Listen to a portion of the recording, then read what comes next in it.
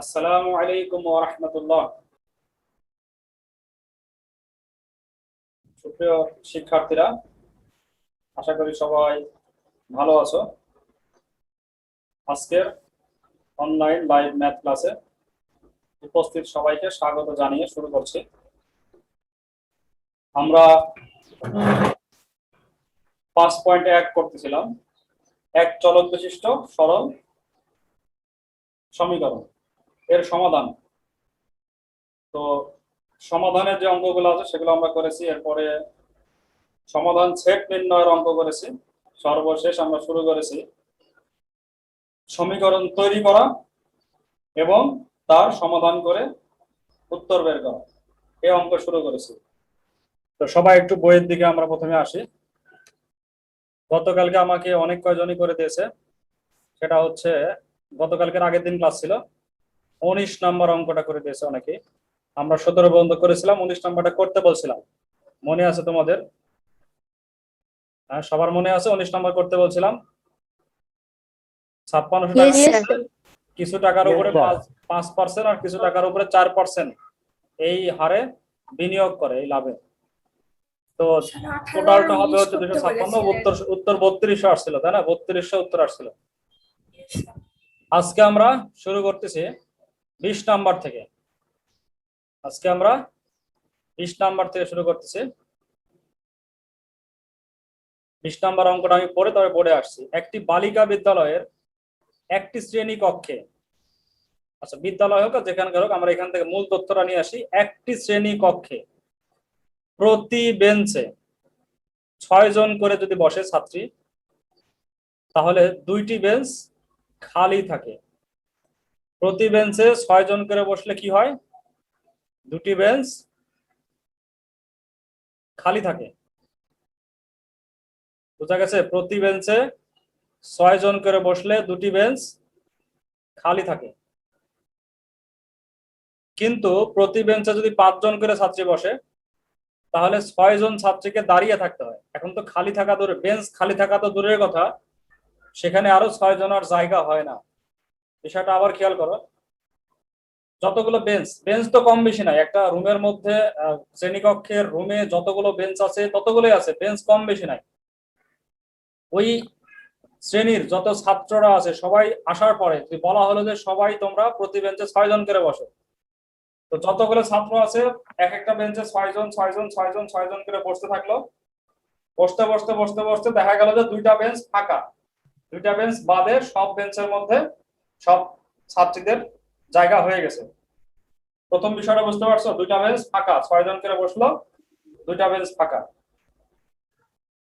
কিন্তু এটা যদি আবার চেঞ্জ করা হয় যে 2টা বেঞ্চ ফাঁকা থেকে যাচ্ছে, ফাঁকা থাকতে দেবো না, তো বলা হলো ঠিক আছে তাহলে 1 জন করে কম বসো, 5 জন করে বসো। তো প্রত্যেকটা বেঞ্চে 5 জন করে বসলো। 5 জন করে বসতে বসতে বসতে বসতে দেখা গেল বেঞ্চ এবার শেষ, কিন্তু 6 জনকে দাঁড়িয়ে থাকতে হলো, মানে 6 জনের জায়গা হলো না। তো দুইটা কন্ডিশন কি ক্লিয়ার? আমরা এবার বোর্ডে আসি। তো বেঞ্চ ফাঁকা থাকে কয়জন করে বসলে?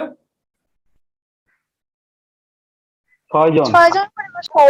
বসলে 2টা বেঞ্চ ফাঁকা, মানে 2টা বেঞ্চ ফাঁকা পড়ে থাকে, ওই 2টা বেঞ্চে কেউ বসে না, বসার দরকার হয় না। আর যদি 5 জন করে বসে তাহলে কয়টা বেঞ্চ, কয়জনের জায়গা হয় না? 6 জনের।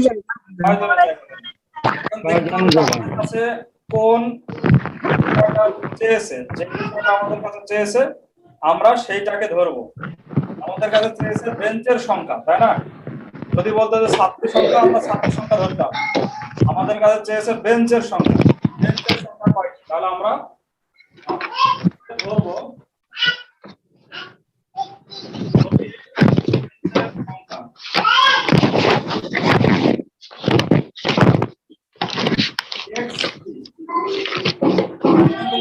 শ্রেণীতে মোট বেঞ্চ আছে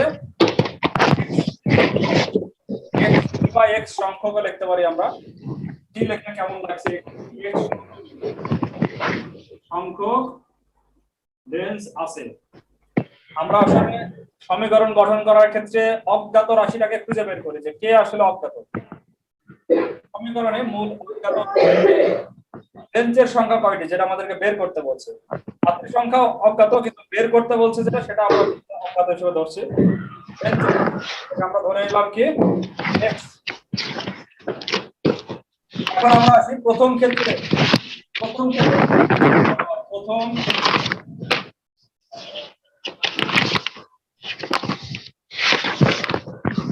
ছাত্রীর সংখ্যা আর ক্যামেরা ক্লিয়ার না। এই দুইটা আমরা বের করবো, ঠিক আছে। আচ্ছা, প্রথম ক্ষেত্রে প্রতি বেঞ্চে বসছে কয়জন? ক্যামেরা ক্লিয়ার না স্যার। বুঝতে পারছি না তোমার কথা, কি বললে? ক্যামেরা ক্লিয়ার না। না,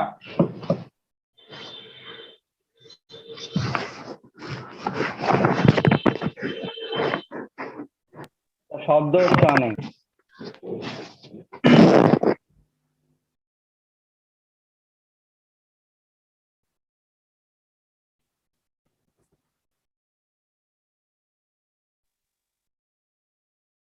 আচ্ছা, ধরি বেঞ্চের সংখ্যা হচ্ছে x। প্রথম ক্ষেত্রে ছাত্রী সংখ্যা বের করব আমরা, এরপরে দ্বিতীয় ক্ষেত্রে ছাত্রী সংখ্যা বের করব। প্রথম ক্ষেত্রে 6 জন করে ছাত্রী বসে, তাই না? প্রথম ক্ষেত্রে 6 জন করে ছাত্রী যদি বসে, তাহলে দুইটা বেঞ্চ খালি থাকে। তাহলে আসলে মোট বেঞ্চ সংখ্যা যদি x হয়, কয়টা বেঞ্চে ছাত্রীরা বসে? 6টা বেঞ্চে। কয়টা বেঞ্চে বসে ছাত্রীরা? x মাইনাস 2 হবে না? x minus 2 Yes, sir. মানে টোটাল রুমের মধ্যে ছাত্রী আছে হচ্ছে x সংখ্যক, তার থেকে 2 জন বাদ যাবে। 2 জন ছাত্রী বসতে পারেনি, 2 জন বাদ যাবে।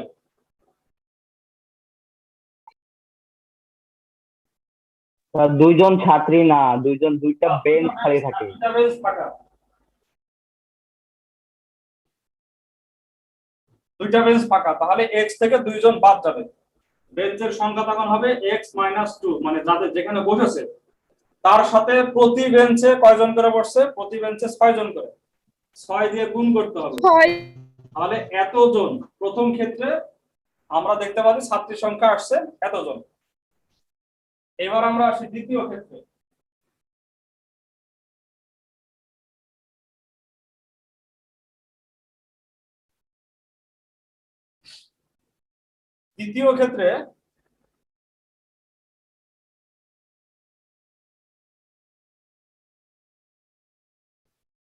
দ্বিতীয় ক্ষেত্রে প্রতি বেঞ্চে বসছে কয়জন করে? 5 জন। বেঞ্চ কিন্তু কোনো ফাঁকা নাই, তো 5 জন করে বসলে x সংখ্যক বেঞ্চ 5x হবে, তাই না? 5x।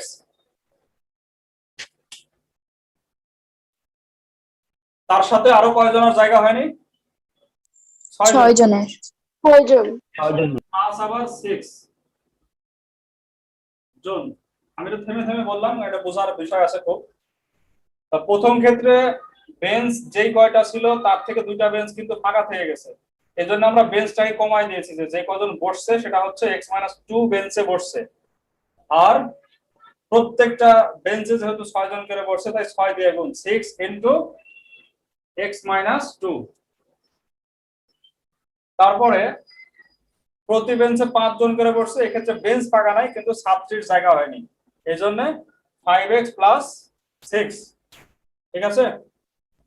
আচ্ছা, ছাত্রীর সংখ্যা তো কোনো চেঞ্জ নাই, দুই ক্ষেত্রেই হোক, দুই ক্ষেত্রে ছাত্রীর সংখ্যা কোনো চেঞ্জ আছে না। তাহলে মতে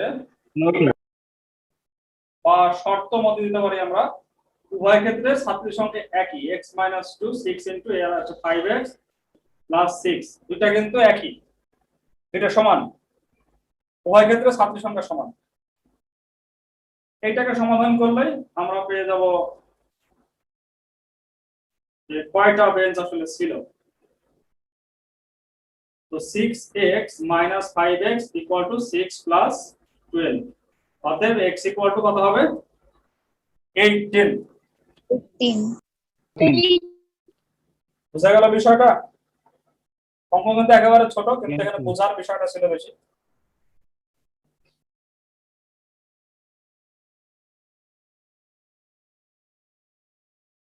এরপরে আমরা আসছি 21 নম্বর।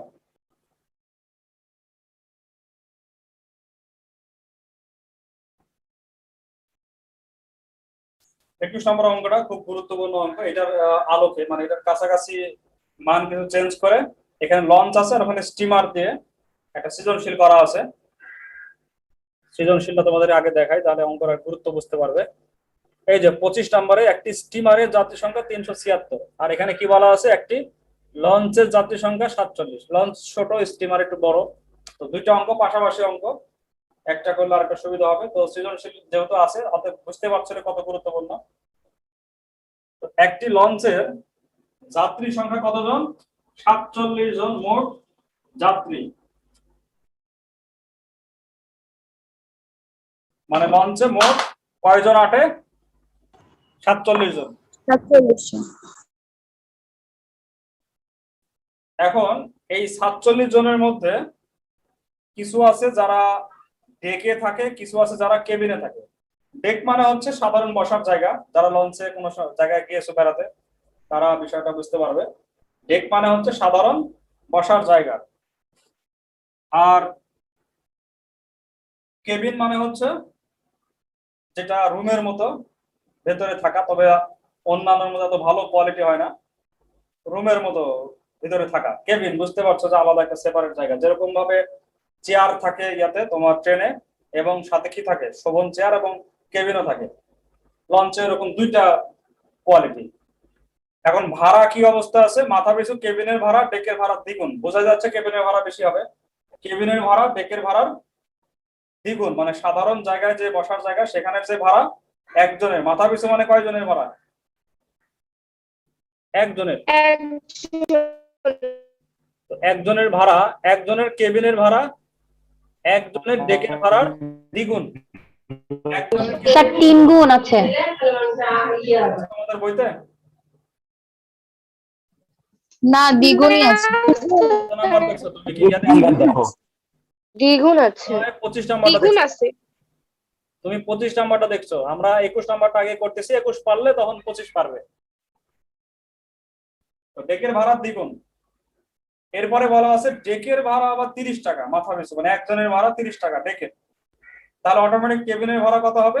30 দুগুণ 60। 60 টাকা। আর যে ভাড়া তুলতে গেল 47 জনের কাছে ভাড়া তুললো, তো 47-এর সবাই তো আর ডেকের না, সবাই কেবিনের না, আমরা ধরে বের করব। সবার কাছে ভাড়াগুলো তুলে এক জায়গায় করে দেখলো 1680 টাকা হয়েছে। টোটাল ভাড়া কত হয়েছে? 1680 টাকা। এখন এইটাকে আমরা সমীকরণের মাধ্যমে প্রকাশ করব, ঠিক আছে? তাহলে কোনটাকে ধরবো?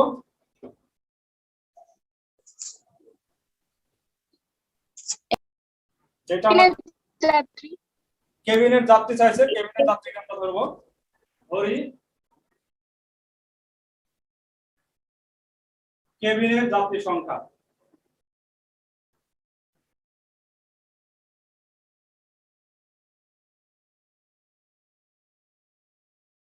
এক্স জন,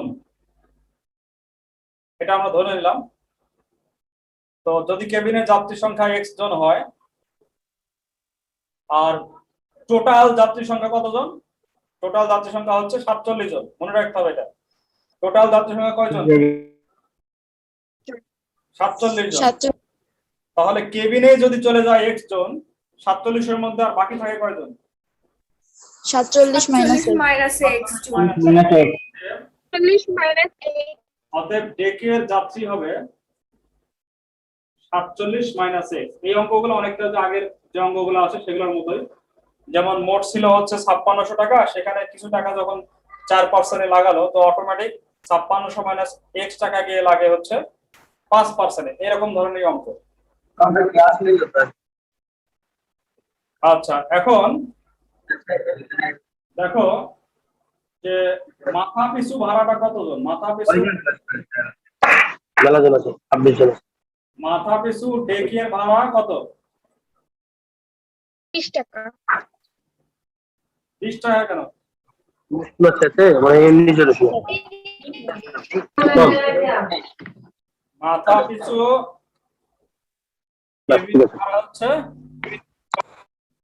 30 টাকা। তাহলে মাথা পিছু ডেকের ভাড়া 30 টাকা, তাহলে কেবিনের ভাড়া কত হবে? 30 × 2 = 60। 30 into 2 ইকুয়াল টু 60 টাকা।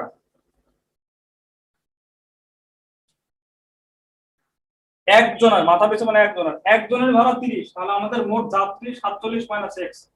তো 30 কে আমরা 30 কে 47 মাইনাস এক্স দিয়ে গুণ করলে ডেকের টোটাল ভাড়াটা চলে আসবে। আবার একজনের ভাড়া 60 টাকা কেবিনের, আর কেবিনের যাত্রী আছে এক্স, তাহলে এক্স জনের টোটাল ভাড়াটা হবে 60 ইন্টু এক্স। তো আমাদের মোট ভাড়া প্রাপ্তি কত হবে? মোট ভাড়া প্রাপ্তি হবে হচ্ছে আমরা 60 কে গুণ করব এক্স দিয়ে, কারণ যাত্রী সংখ্যা এক্স আর এক এক জনের ভাড়া 60 টাকা, তাহলে 60 ইন্টু এক্স প্লাস হচ্ছে এই যে এখানে আছে 30 টাকা ভাড়া আর কত গুণ আছে 47 মাইনাস 47 মাইনাস এক্স। এটা আমাদের মোট ভাড়া প্রাপ্তি, অর্থাৎ যে ভাড়াটা তুলতে যাবে সব মিলে এই টাকাটা পাবে। প্রশ্ন মতে সে যে টাকাটা পাবে টোটাল টাকাটা কত হবে? 1680।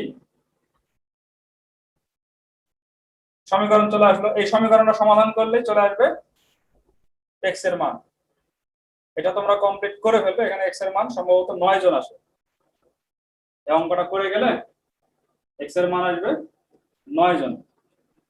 তাহলে ডেকের কেবিনের যাত্রী 9 জন আর ডেকের যাত্রী বিয়োগ করলে বের হবে 47 থেকে যদি 9 বাদ দেওয়া যায় তাহলে 38 জন। 38 জন আসবে। 38, 9 আর 38। তো আমাদের তো চেয়েছে শুধুমাত্র কেবিন, এজন্য আমরা শুধু কেবিনটা বের করলাম।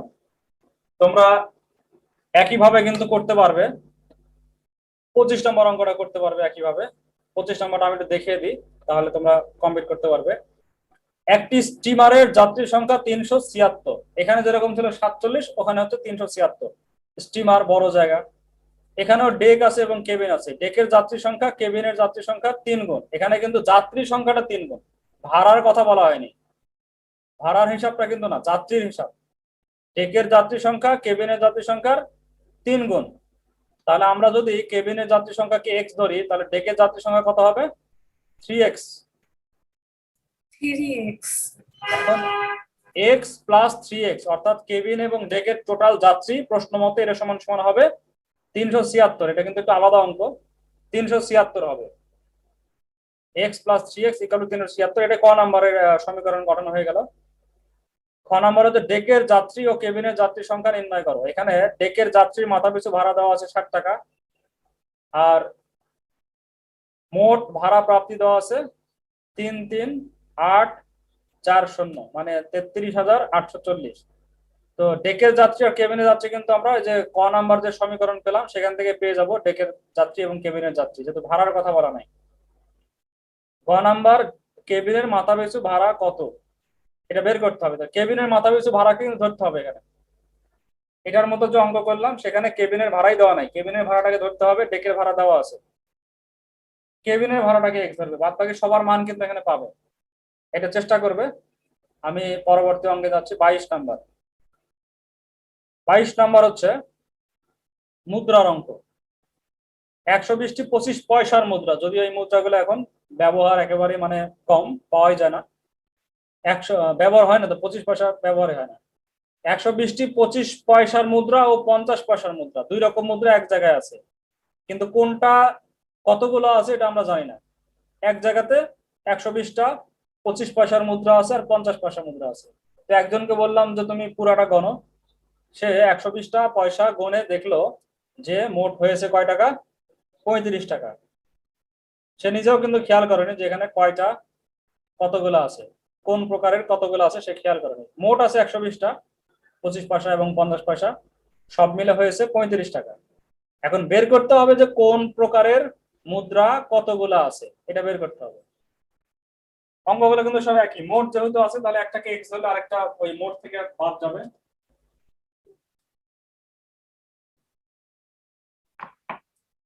তো আমরা যদি এখানে ধরি যে কোনো একটাকে, দুইটাই বের করতে বলছে, কোনটাকে ধরবো? আমরা ধরি প্রথমটাকে ধরেন, 25 ধরবো না 50? 25টাই ধরি। 25 ধরেন। ধরি 25 পয়সার মুদ্রা হচ্ছে এক্স সংখ্যক। এই এক্স সংখ্যক মুদ্রা আছে 25 পয়সা, এটা আমরা ধরলাম। তাহলে 50 পয়সার কয়টা আছে? 50 পয়সার মুদ্রা আছে 30 মাইনাস 120 মাইনাস এক্স সংখ্যক, এটা আছে 50 পয়সার মুদ্রা। পয়সা, এটা মাথায় কিন্তু রাখতে হবে, পয়সা, টাকা না, বারবার এই বিষয়টা মাথায় রাখতে হবে, পয়সা। তাহলে আমরা একবার ডাইরেক্ট প্রশ্ন মধ্যে করে দিই, এখানে 25 পয়সা আছে এক্স, তাহলে 25 দিয়ে আমরা গুণ করবো এক্স কে, প্লাস মানে একটা পয়সা তো নিলে 25 পয়সা হয়, তাহলে এক্স সংখ্যক পয়সা এক জায়গায় করলে 25 ইন্টু এক্স, এই সংখ্যক পয়সা হবে, টাকা হবে না কিন্তু পয়সা হবে। আবার এখানে হচ্ছে 50 পয়সার মুদ্রা আছে 120 মাইনাস এক্স, মোট কত হয়? মোট হয় হচ্ছে 35 টাকা হয়, এখানে কিন্তু পয়সা না, টাকা। তাহলে 35 কে গুণ করতে হবে কত দিয়ে? 100 দিয়ে। 100 দিয়ে। দুই রকম ভাবে করা যেতে পারে, একটা হচ্ছে যে পয়সাকে টাকা বানাতে পারো, অর্থাৎ এখানে বাই 100 বাই 100, 25 বাই 100, 50 বাই 100, বা 0.25, এখানে 0.5 নিয়েও করতে পারো, তাহলে ওই পাশে 25ই ব্যবহার করতে পারবে, অর্থাৎ সবাইকে টাকা ব্যবহার করলাম আমরা। আরেকটা হচ্ছে যেটা আমি করেছি, সবাইকে পয়সা বানিয়ে নিলাম। দুই ভাবে করতে পারবে, কোনো সমস্যা নাই। ইচ্ছা, আমি আরেকটা দেখা যাচ্ছে এখানে পাশে, যে ইচ্ছা করলে 0.25 মানে 25 পয়সা হলো into x plus 0.5 into 120 minus x equal to 35, এইভাবে করতে পারবে। কিন্তু আরেকটা পয়েন্ট দিতে হবে সেক্ষেত্রে, অথবা 25 বাই 100 আর 50 বাই 100, আর এইভাবে করলে 35 কে পয়সা বানাতে হবে, অর্থাৎ সমীকরণের দুই সাইডের একক মিলতে হবে, একই রকম একক থাকতে হবে। এই অঙ্কটা সমাধান করলে পেয়ে যাবে এক্স এর মান 25 দিয়ে 25 এক্স প্লাস 50 দিয়ে গুণ করলে কত হবে? 600 minus 50 x equal to 35 into 100, 3500। তাহলে 600 না 6000? 6000। 6000 তাহলে 25 থেকে 50 বাদ দিলে মাইনাস 25 এক্স হয়, আর 3500 থেকে 6000 বাদ দিলে হবে 2500 নাকি? মাইনাস 2500। অতএব এক্স এর মান মাইনাস মাইনাস কাটলো, 25 দিয়ে ভাগ করলে 100। 25 পয়সা কয়টা আছে? 100টা আছে। তাহলে 50 পয়সা কয়টা আছে? 20টা। 25 পয়সার মুদ্রা 100টি আছে, এবং 50 পয়সার মুদ্রা আছে 120 থেকে বাদ যাবে 100, তার মানে 20টি। 50 পয়সার মুদ্রা আছে 20টি। তো 3টা অঙ্ক আমরা করে ফেললাম, আর কি সামনে আগাবো? Yes sir. আরো আগাবো, 23 নাম্বারটা করে ফেলবো। Yes sir. আচ্ছা 23 নাম্বারটা করবো, 24টা এত গুরুত্বপূর্ণ না, তারপর চেষ্টা করবো না আমরা আরেকদিন। এবার চলে আসছে ফিজিক্সের বিষয়, চলে আসলো এবার। এতক্ষণ বিভিন্ন বিষয় ছিল, এবার ফিজিক্সের বিষয়। ঘন্টায় 60 কিলোমিটার বেগে কিছু পথ গেল।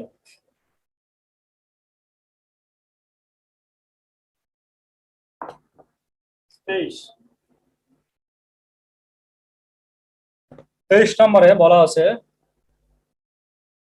আসসালামু আলাইকুম, বই নিয়ে যাই।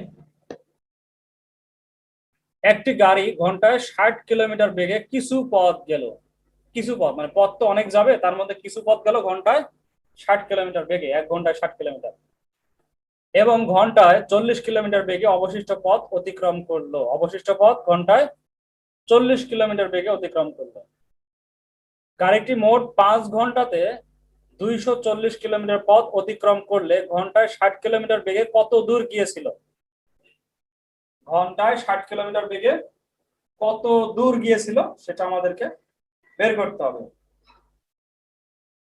তো টোটাল কতখানি গেছে? Total 240 kilometre. 240 240 240 কিলোমিটার দূরত্ব যে সে অতিক্রম করলো, এই 240-এর মধ্যে কিছু পথ 60 কিলোমিটার বেগে আর অবশিষ্ট পথ 40 কিলোমিটার বেগে। 40 কিলোমিটার। কিছু দূর প্রথমে জোরে গেল, তারপর আসতে গেল। এখন বের করতে হবে 60 কিলোমিটারে কতখানি গেছিল। তাহলে 60 কিলোমিটারে কতখানি গিয়েছিল এটাকে আমরা ধরে নেব। এই অঙ্কগুলো সব কিন্তু একই রকমই, টোটাল যেটা দেওয়া আছে সেখান থেকে একটা ধরলে আরেকটা বিয়োগ করে আসবে। তো খেয়াল করো, আমরা ধরি যে 60 কিলোমিটার মানে ঘন্টায় আবার লিখতে হবে, ঘন্টায় 60 কিলোমিটার বেগে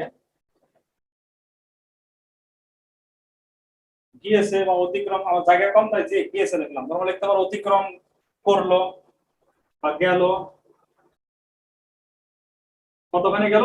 এক্স কিলোমিটার। ঘন্টায় 60 কিলোমিটার মানে 60 কিলোমিটার পার ঘন্টা, কেএম পার এইচ ফিজিক্সের ভাষায়। এটা হচ্ছে ভি আর এটা হচ্ছে এস। এগুলো বুঝো তো সবাই? ভি এস, এস সমান সমান ভিটি, এই সূত্র মনে আছে? S equal to G yes sir. Sir আছে। ভিটি। এস হচ্ছে দূরত্ব, ভি হচ্ছে বেগ, এখানে দ্রুতি, বেগ সময়। আর টি হচ্ছে সময়। বেগ আর দ্রুতির মধ্যে পার্থক্য হচ্ছে একটা ভেক্টর একটা স্কেলার, এগুলো সব তোমরা শিখেছো। তো ঘন্টায় 60 কিলোমিটার বেগে গিয়েছে এক্স কিলোমিটার, দিক নাই তাই আমি দ্রুতি বলতেছি, যেহেতু দিক নাই কোন দিক গেল। তাহলে আর অবশিষ্ট পথ গেল কি কততে? অতএব ঘন্টায় 40 40 থেকে গেল হচ্ছে টোটাল 240 থেকে বিয়োগ যাবে এক্স কিলোমিটার, কারণ টোটাল সে পথ অতিক্রম করেছে 240 কিলোমিটার। আমরা এই সূত্র থেকে বের করব টি সমান সমান এস বাই ভি, এইটা বের করব। এস সমান সমান যদি ভিটি হয় তাহলে টি সমান সমান কি এস বাই ভি না? ইয়েস স্যার, এটা তো সমবেগের ক্ষেত্রে খাটে না এই সূত্রটা। Yes, sir. সমবেগের সূত্র। এটা কিসের সূত্র? যখন কোনো বস্তু সমবেগে থাকে তখন এই সূত্রটা আমরা প্রয়োগ করি। সমবেগে থাকলে তো এইটুক তো সমবেগে ইয়েস ছিল, স্যার। দুইটা আলাদা আলাদা ক্ষেত্র, বুঝো তুমি? ও আচ্ছা, ঠিক আছে, বুঝেছি। কতটুকু গেল ততটুকুর ক্ষেত্রে সূত্র এটা। মনে করো টি1, ততটুকুর ক্ষেত্রে টি1 সমান s1 বাই v1, আবার পরেরটা হচ্ছে টি2 সমান সমান বুঝেছি। s2 by v2। তোমার প্রশ্ন করার দ্বারা অবশ্যই ক্লিয়ার হয়েছে বিষয়টা। পুরাটা আমরা ধরিনি, অল্প অল্প করে ভাগ ভাগ করে ধরেছি, এটার হিসাব আলাদা, এটার হিসাব আলাদা। তারপরে টি1 টি2 টা আমরা যোগ করব। তো যেহেতু গণিতের অঙ্ক করতেছে, আমরা এই টি1 টি2 সব দেখতে যাবো না। আমরা লিখবো যে মানে প্রথম ক্ষেত্রে সময় কতখানি লাগে, প্রথম ক্ষেত্রে সময়, আর একটা হচ্ছে দ্বিতীয় ক্ষেত্রে, দ্বিতীয় মানে পরবর্তী ক্ষেত্রে, দ্বিতীয় ক্ষেত্রে সময় কতখানি লাগে। তো প্রথম ক্ষেত্রে সময়ের সূত্র হচ্ছে s1 বাই v1। s1 কত এখানে? x, আর v1 হচ্ছে 60 এত ঘন্টা, তাই না? x কিলোমিটার গেল 60 কিলোমিটার বেগে, তাহলে এটা হচ্ছে v আর এটা হচ্ছে s, তাহলে s by v, x by 60। দ্বিতীয় ক্ষেত্রে 240 minus x by 240 minus x by 40। 40, এত ঘন্টা সময় লাগলো। আচ্ছা, তাহলে মোট কত সময় লাগছে? 5 ঘন্টা। By 60 plus 240 minus x by 40, এই পরিমাণ সময় লাগবে মোট। প্রশ্ন মতে এই মোট সময়টা কিন্তু দেওয়া আছে। প্রশ্ন মতে x by 60 plus 240 minus x by 40 equal to কত দেওয়া আছে? 5 ঘন্টা। 5 ঘন্টা। Yes sir. এটাকে এখন অঙ্ক করলে চলে আসবে, সমাধান করলে চলে আসবে না? কারণ তো Yes, কোনো sir. প্রবলেম হওয়ার কথা নাই। এটাকে সমাধান লসাগু করবে, 60 এবং 40 এর লসাগু কত হবে? 120। 120 লসাগু করবে, জি স্যার। তাহলে এখানে 3x plus 480 minus 2x equal to 5। তাহলে x প্লাস 480 ইকুয়াল টু 5 দিয়ে গুণ করলে 600। তাহলে x ইকুয়াল টু কত হবে? 600 থেকে 480 বাদ দিলে 120 কিলোমিটার, মানে পুরো অর্ধেক সে গেছে 60 কিলোমিটার বেগে। ক্লিয়ার সবার কাছে? আমরা আজকে আর সময় দিচ্ছি না, কারণ সময় শেষ। 24 নম্বরের সামনে দিন বোঝার চেষ্টা করবেন, এরপরে আমরা 5.2 যাব। আর 25 নাম্বারটা তোমাদের কাজ থাকলো, এটা তোমরা করবে, যদি পারো অবশ্যই ভালো, কত করতে পারবে 1 নাম্বারটা চেষ্টা করবে, আর না পারলে তো আমি সামনে দিন দেখাই দেব। 25 আর সামনে শনিবারে যে পরীক্ষাটা নেব সবাই অংশগ্রহণ করো।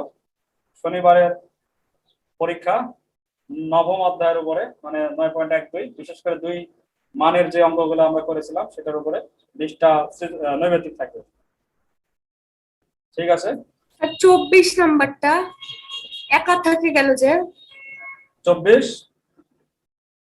24 নাম্বার একাই পড়ে গেল যে, ওরকম সমস্যা করা নেই, হলো না। তোমার একটু সিস্টেমটা আলাদা, তো একটু বুঝতে হবে, এর মধ্যে এটা বড় আছে, দেখো অনেক ভাগ আছে, একজন গেল একজন আসলো আবার ঘুরে আসলো, একটা ভাগ আছে। তো যদি এটা পরীক্ষায় এই ধরনের অঙ্ক আসে না, এটা যোগ করেছে পরে, পরবর্তীতে এই অঙ্কটা যোগ স্যার, হ্যাঁ বলো। স্যার এক্সামের লিংকটা আরেকবার দিয়ে দেন তো গ্রুপে। অবশ্যই দিয়ে দেবো, কিন্তু ইউজার নেম আর পাসওয়ার্ডটা আমার কাছ থেকে নিতে হবে। এবার যাদের দিয়েছে ওটা মনে রাখো, ওটা দিয়ে হবে।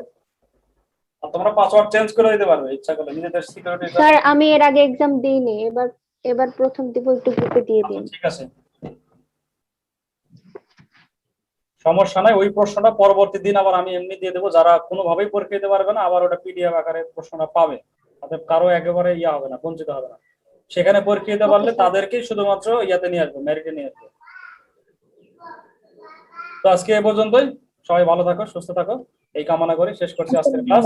আসসালামু আলাইকুম ওয়া রাহমাতুল্লাহি ওয়া বারাকাতুহু। আসসালামু আলাইকুম। আসসালামু আলাইকুম স্যার।